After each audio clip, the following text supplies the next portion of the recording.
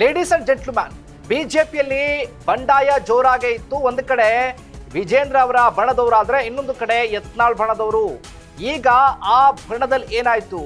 ಈಗಾಗಲೇ ಕೂಡ ಕಾರ್ಯಕಾರಿಣಿ ಸಭೆ ಆದ ನಂತರದಲ್ಲಿ ಬಿಜೆಪಿಯಲ್ಲಿ ಬಹುದೊಡ್ಡ ಬದಲಾವಣೆ ಆಗುತ್ತೆ ಅನ್ನುವಂಥ ನಿರೀಕ್ಷೆ ಇತ್ತು. ಎಲ್ಲವೂ ಹುಸಿಯಾಯಿತು. ಅದಾದ ನಂತರ ಈಗ ಮತ್ತೊಮ್ಮೆ ಯಡಿಯೂರಪ್ಪನವರೇ ಕಿಂಗ್ ಮೇಕರ್ ಆಗಿದ್ದಾರೆ. ಆಗ ಇಲ್ಲಿ ಬಿಜೆಪಿ ಭಿನ್ನರಲ್ಲೇ ಕೂಡ ಒಡಕು ಮೂಡಿದೆ. ಯಾರ್ಯಾರು ಇಲ್ಲಿ ರೆಬಲ್ ನಾಯಕರಿದ್ರಲ್ಲ ಅವರಲ್ಲೇ ಒಡಕುಂಟಾಗಿದೆ. ಯತ್ನಾಳ್ ರಮೇಶ್ ದೂರ ದೂರ ಆಗಿದೆ. ರಾಜಾವಲಿ ತಂತ್ರಕ್ಕೆ ಕಂಗೆಟ್ ಬಿಟ್ರ ಅನ್ನುವಂತ ಪ್ರಶ್ನೆ. ಹಾಗಾದ್ರೆ ಏನಿದು ಸ್ಟೋರಿ ಅಂತೀರಾ? ಎಸ್ ವೀಕ್ಷಕರೇ, ಇದೇ ಫೋಕಸ್ನ ಸ್ಪೆಷಲ್ ಸ್ಟೋರಿ, ಯತ್ನಾಳ್ ಒಬ್ಬಂಟಿ. ಎಸ್ ವೀಕ್ಷಕರೇ, ನೆಲ ಜಲ ಭಾಷೆಗಾಗಿ ಪ್ರಾಮಾಣಿಕ ಪತ್ರಿಕೋದ್ಯಮ. ನೀವು ನೋಡ್ತಾ ಇದ್ದೀರಾ ಫೋಕಸ್ ಟಿವಿ. ನಾನು ಶಿವು ರಾನರಾಪುರ.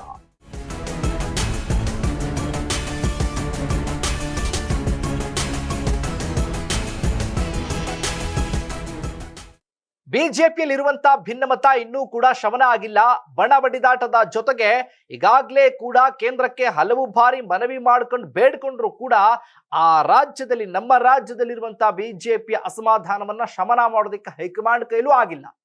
ಈಗ ಮತ್ತೆ ಹೈಕಮಾಂಡ್ ನಾಯಕರು ರಾಜ್ಯಕ್ಕೆ ಎಂಟ್ರಿ ಕೊಟ್ಟು ಮತ್ತೆ ಯಡಿಯೂರಪ್ಪನವರ ಸಾರಥ್ಯವನ್ನೇ ಮುಂದುವರಿಯುತ್ತೆ ಮಾಡಿದ್ದಾರೆ. ಈಗ ಇದೇ ವಿಚಾರ ರೆಬಲ್ ನಾಯಕರಲ್ಲಿ ಮತ್ತಷ್ಟು ಆಕ್ರೋಶ ಭರಿತರನ್ನಾಗಿ ಮಾಡಿದೆ. ಅದರಲ್ಲೂ ಕೂಡ ರೆಬಲ್ ಅಂತ ಅಂದ್ರೆ ಅದು ಯತ್ನಾಳ್, ಹಿಂದೂ ಹುಲಿ. ಈಗ ಯತ್ನಾಳ್ ಒಬ್ಬಂಟಿ ಆದ್ರ ಅಂತ. ಯಾಕೆ ಒಬ್ಬಂಟಿ ಆದ್ರು? ಬಣದವ್ರು ಏನಾದ್ರು? ಆ ಬಣದಲ್ಲಿದ್ದಂಥವ್ರಿಗೆಲ್ಲ ಯಾಕೆ ಬೇಜಾರಾಯ್ತು? ಹಾಗಾದ್ರೆ ಯತ್ನಾಳ್ ವಿರುದ್ಧನೇ ದೂರ ದೂರ ಹೋಗ್ಬಿಟ್ರಾ?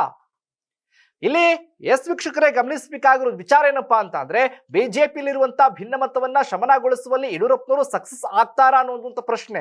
ಇದರ ಜೊತೆಗೆ ಬಿಜೆಪಿ ಭಿನ್ನರ ಒಗ್ಗಟ್ಟಿನಲ್ಲಿ ಒಡಕುಂಟಾಗಿದೆಯಾ ಅನ್ನುವಂಥ ಪ್ರಶ್ನೆ ಏನು ಉಂಟಾಗಿದೆಯಲ್ಲ, ಅಲ್ಲಿರುವಂತ ನಾಯಕರನ್ನ ಮತ್ತೆ ಸಮಾಧಾನ ಮಾಡಿ ಪಕ್ಷಕ್ಕೆ ಸೇರಿಸಿಕೊಂಡು ಪಕ್ಷದ ಶಕ್ತಿ ಮತ್ತೆ ಪಕ್ಷದ ವರ್ಚಸ್ಸನ್ನ ಹೆಚ್ಚು ಮಾಡ್ತಾರ ಯಡಿಯೂರಪ್ಪನವರು ಅನ್ನೋದು. ಈ ಭಿನ್ನರನ್ನೇ ಒಡೆದು ಆಳೋದ್ರಲ್ಲಿ Rajahuli and son grand success ಆದ್ರ? ಹಾಗಾದ್ರೆ ಆಗಿದ್ದಾರೆ. ಎಲ್ಲೋ ಒಂದ್ ಕಡೆ ಆ ಲೆಕ್ಕಾಚಾರ ಹಾಕೊಂಡ್ರೆ ಪುತ್ರನ ಶಕ್ತಿಯನ್ನ ಹೆಚ್ಚಿಸಿರುವಂತ ದಕ್ಷಿಣ ಭಾರತದ ಭೀಷ್ಮ ಅಂದ್ರೆ ಯಡಿಯೂರಪ್ಪನವರು. ಈಗ ಆ ಅಸ್ತ್ರವನ್ನ ಪ್ರಯೋಗ ಮಾಡಿ ಒಬ್ಬಂಟಿಯಾಗಿರುವಂತ ಯತ್ನಾಳ್ ಹಾಗೆ ಅವರ ಇರುವಂತ ಎಲ್ಲಾ ನಾಯಕರನ್ನ ಮತ್ತೆ ಪಕ್ಷದಲ್ಲೇ ವರ್ಚಸ್ಸನ್ನು ಹೆಚ್ಚಿಸಿಕೊಳ್ಳೋದಕ್ಕೆ, ಸಮಾಧಾನ ಮಾಡೋದಕ್ಕೆ ಏನ್ ಕೆಲಸ ಮಾಡಬೇಕು? ಇಲ್ಲಿ ಯತ್ನಾಳ್ರಿಂದ ರಮೇಶ್ ಜಾರಕಿಹೊಳಿ ದೂರ ದೂರ ಹೋಗಿದ್ಯಾಕೆ? ಸಿದ್ದೇಶ್ವರ ಅವರು ಅಂತರವನ್ನ ಕಾಯ್ದುಕೊಂಡಿದ್ಯಾಕೆ? ಆ ಬಣದಲ್ಲೇ ಗುರುತಿಸ್ಕೊಂಡಿದ್ದಂಥವರು. ಯಾಕಂದ್ರೆ ಇವರೆಲ್ಲ ಕೂಡ ಟಿಕೆಟ್ ವಂಚಿತರಾಗಿದ್ದಂಥವರು. ಇದರ ಜೊತೆಗೆ ಯಡಿಯೂರಪ್ಪನವರು ಹಾಗೆ ಅವರ ಪುತ್ರ ವಿಜೇಂದ್ರ ವಿರುದ್ಧ ಅಸಮಾಧಾನವನ್ನ ತೋಡ್ಕೊಳ್ತಾ ಇದ್ದಂಥವರು. ಹಾಗಾಗಿ ಯತ್ನಾಳ್ರಿಂದ ಅಂತರವನ್ನ ಕಾಯ್ದುಕೊಂಡಿದ್ದಾರೆ ಇಲ್ಲಿ ಗೋಕಾಕ್ನ ಸಾಹುಕಾರ್ ರಮೇಶ್ ಜಾರಕಿಹೊಳಿ. ಶತಪ್ರಯತ್ನ ಮಾಡಿದ್ರು ಕೂಡ ವರ್ಕೌಟ್ ಆಗಿಲ್ಲ ಅಂತ ಎಲ್ಲವನ್ನ ಬಿಟ್ಬಿಟ್ರ? ಹಾಗಾದ್ರೆ ಗೋಕಾಕ್ನ ಸಾಹುಕಾರ್ ಯತ್ನಾಳ್ರನ್ನ ಬೈದಿರೋದು ಯಾಕೆ? ಯಾಕೆ ಬೈದ್ರು? ಏನು ವಿಚಾರ ಇದು? ಬೇರೆಯದ್ದೇ ತಂತ್ರವನ್ನ ಮಾಡ್ತಾ ಇದ್ದಾರಾ? ಅಥವಾ ರಮೇಶ್ ಜಾರಕಿಹೊಳಿ ಅವರು ಯಡಿಯೂರಪ್ಪನವರು ಹಾಗೆ ಅವರ ಪುತ್ರ ವಿಜೇಂದ್ರ ಅವರ ಪರವಾಗಿ ಒಲವನ್ನೇನಾದ್ರೂ ಕೂಡ ತೋರಿಸಿದ್ರ? ರಮೇಶ್ ಜೊತೆಗೆ ಯತ್ನಾಳ್ಗೆ ಕೈ ಕೊಟ್ಟಿದ್ದಾರೆ GM ಸಿದ್ದೇಶ್ವರ್. ಯತ್ನಾಳ್ ಶಕ್ತಿಯನ್ನ ಹೆಚ್ಚಿಸಿದ್ದಂಥದ್ದು ಇದೇ ರಮೇಶ್ ಜಾರಕಿಹೊಳಿ ಅವರು, ಇದೇ ಸಿದ್ದೇಶ್ವರ್ ಅವರು. ಈಗ ಇದೇ ಯತ್ನಾಳ್ಗೆ ಕೈ ಕೊಟ್ಬಿಟ್ರಾ ಅಂತ ಮತ್ತೊಮ್ಮೆ ಭಿನ್ನರ ವಿರುದ್ಧ ಗೆದ್ದು ಬೀಗಿದ್ರ BS ಯಡಿಯೂರಪ್ಪನವರು. ಮತ್ತೆ ಅವರ ಅಸಮಾಧಾನವನ್ನ ಶಮನ ಮಾಡಿ, ಅಂದ್ರೆ ಏನು ಉಪಚುನಾವಣೆ, ಏನು ಶಾಮನೂರು ಶಿವಶಂಕರಪ್ಪನವರು ನಿಧನರಾಗಿರುವಂತಹ ಕ್ಷೇತ್ರ ಆಗಿರೋದ್ರಿಂದ ಅಲ್ಲಿ ಉಪಚುನಾವಣೆ ಇರುತ್ತೆ. ಆ ಉಪಚುನಾವಣೆಗೆ ಸಿದ್ದೇಶ್ವರನ ಕಣಕ್ಕಿಳಿಸಿದ್ರೆ ಆ ಅಸಮಾಧಾನ ಶಮನ ಆಗತ್ತೆ ಅಂತ ಯಡಿಯೂರಪ್ಪನವರು ವರ್ಕೌಟ್ ಲೆಕ್ಕಾಚಾರ ಹಾಕಿದ್ರ. ಇದರ ಜೊತೆಗೆ ರಮೇಶ್ ಜಾರಕಿಹೊಳಿ ಅವರಿಗೆ ಬೇರೆಯದ್ದೇ ತಂತ್ರಗಾರಿಕೆ ಮೂಲಕ ಸಮಾಧಾನ ಮಾಡಿದ್ರ. ಈಗ ಪುತ್ರನಿಗೆ CM ಆಗುವಂತ ಹಾದಿಯನ್ನ ಮಾಜಿ ಮುಖ್ಯಮಂತ್ರಿ ಯಡಿಯೂರಪ್ಪನವರು ಸುಗಮಗೊಳಿಸಿದ್ರ.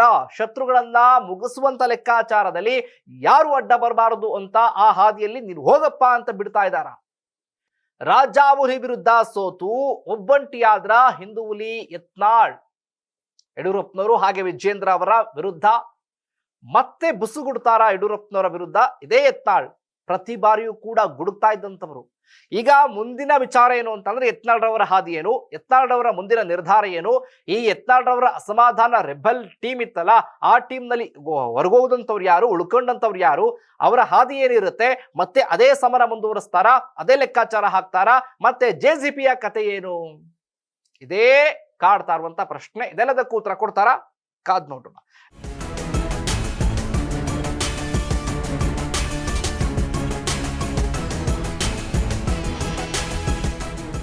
ಇದಾಗಿತ್ತು ಫೋಕಸ್ನ ಸ್ಪೆಷಲ್ ಸ್ಟೋರಿ ಯತ್ನಾಳ್ ಒಬ್ಬಂಟಿ. ಎಸ್ ವೀಕ್ಷಕರೇ, ನೆಲ ಜಲ ಭಾಷೆಗಾಗಿ ನೋಡ್ತಾ ಇರಿ ಫೋಕಸ್ ಟಿವಿ.